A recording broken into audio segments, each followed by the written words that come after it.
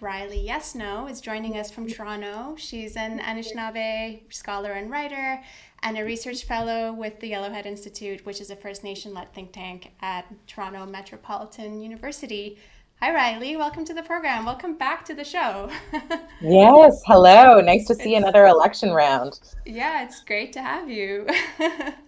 So here we are now talking about the Ontario election this time. I want to start by asking you about the Ring of Fire, which has been coming up a lot in this election cycle. Just a brief primer for people in our audience who may be unfamiliar. The Ring of Fire is a region about 500 kilometers northeast of Thunder Bay. It's in Treaty 9 territory and home to many Indigenous communities, and the area is set to be very rich in critical minerals. So naturally, mining companies have had their eyes set on the region for a while, and so has Doug Ford. He says he can use the region to make Ontario the #1 leader in North America on electric vehicles and battery manufacturing. I know that you're a member of Upmatung First Nation, which is impacted by these developments. So I wanted to ask you, what do you make of Doug Ford's approach to the Ring of Fire? Yeah, I think perhaps what is most upsetting about Doug Ford's approach is that he is not an outlier in terms of that statement and that positionality. Every single party, the Greens, the NDP, have all promised to mine in the Ring of Fire. The only difference being that, say, the NDP and the Green have stressed a little bit more like, oh, this is going to be very important about relationships and it's going to be benefit sharing. And like those points are emphasized more than, say, Ford has, but the end is the same. Everybody wants to get a bulldozer in the north. And I think that promise to the electorate comes at the cost of a very real threat to First Nations in the north. Yeah, I mean, there was, I believe, I forget which ministry it was, federal ministry that actually admitted that the Ring of Fire is a really important carbon sink. It's one of the oldest still intact forests that we have, and it's home to lots of at-risk species. So leaving aside the risks that it poses to the communities who live there, the landscape itself is at threat too, right? Oh, certainly. Yeah, yeah. So it is the largest carbon sink in Ontario and one of the largest in all of Canada. It is, pretty much untouched, which is very, very rare, actually. For most mineral-rich parts of Canada, and it is, the home to some of the greatest biodiversity in the country as well, just south of the tree line before we get up to the Arctic area. So yeah, there's a lot at stake there. And Ford is promising $1 billion to spend $1 billion to build an access road. Like you said, all the parties are promising to build access roads. Ford is saying, I'll do it even if I have to jump on a bulldozer myself. And what's really cynical about all this is the greenwashing that's going on too, which is like, oh, we're doing all of this for the sake of electric vehicles and as part of emission reductions programs, right? Oh yeah, I mean, it's really concerning to me that for all the parties, but certainly the Conservatives, that without the Ring of Fire is a keystone almost in their climate plans, generally speaking, because of that electrification potential they always tout. And so if they don't have the Ring of Fire, we see how quickly their larger climate plans completely fall apart, that they actually can't meet any of their climate objectives that they speak of. And so this, is often talked about as like a First Nations issue or a Northern Ontario issue, but it should be of concern to any person in Ontario who cares about climate action in this election. Yeah. Switching gears a bit, a while back in March, Ford was asked about vaccine access in Indigenous communities, and he said, quote, "The Indigenous community has never been treated better, ever."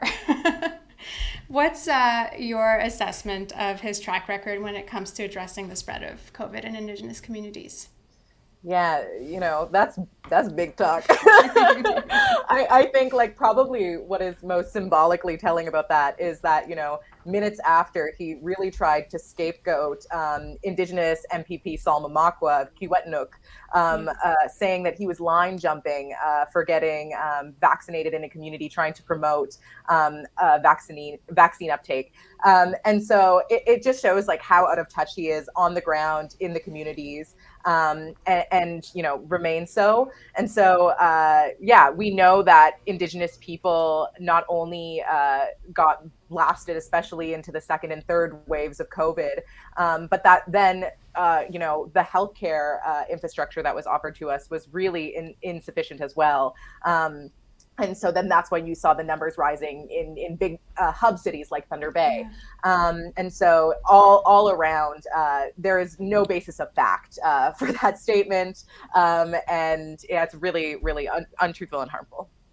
Yeah, and when he said that the NDP MPP Sal Mamakwa was jumping queue, he was actually getting a vaccine as part of a program for addressing vaccine hesitancy, right? Yeah, absolutely. And the language that he used, I thought was always so interesting. I wrote about where he said, "Oh, he was not a member of that community, but Right. some so from maybe on the band council list, but shows also his ignorance about Indigenous kinship systems and how we get to say who community is, and how there's fluid systems up in the north that isn't separated by like these rigid reserve boundaries that he'd like to make it out to be in order to really villainize him in this instance." And so yeah, it was really ignorant on a lot of fronts. Back in December, the Auditor General in Ontario, and I think you wrote about this as well, found that the Ontario government has no coordinated approach when it comes to delivering Indigenous programs and services. It's all over the map. The different departments don't even really speak to each other. What do you think 4 more years of Ford would mean then for Indigenous communities? Yeah, I mean, I think the last 4 years have been really, really tough for Indigenous communities. Like one of the first things I remember Doug Ford did when he got into office was scrap the Indigenous education curriculum, and then the Indigenous Culture Fund, amalgamated Indigenous services with natural resources, making it abundantly clear where he sees Indigenous people value and where he does as valuable and where he does not. And so Indigenous people have had a lot of fights, and so I only see, perhaps in the same tune as the past guest, very soberingly, Yeah. that it's a little hard looking 4 years. But I also think that this will be an essential point to really hold on to where we've seen really great solidarity from folks in filling those gaps that the Ford government has ripped open. In the past 4 years, I have been to, I think, 17 different school boards in Ontario with teachers who just said, like, obviously we're not getting any provincial help for this now, but I'm spending my own time, sometimes my own money, to bring in Indigenous people for our students, for example, as a way that people are bridging those gaps on the ground. And so we have now some basis of organizing.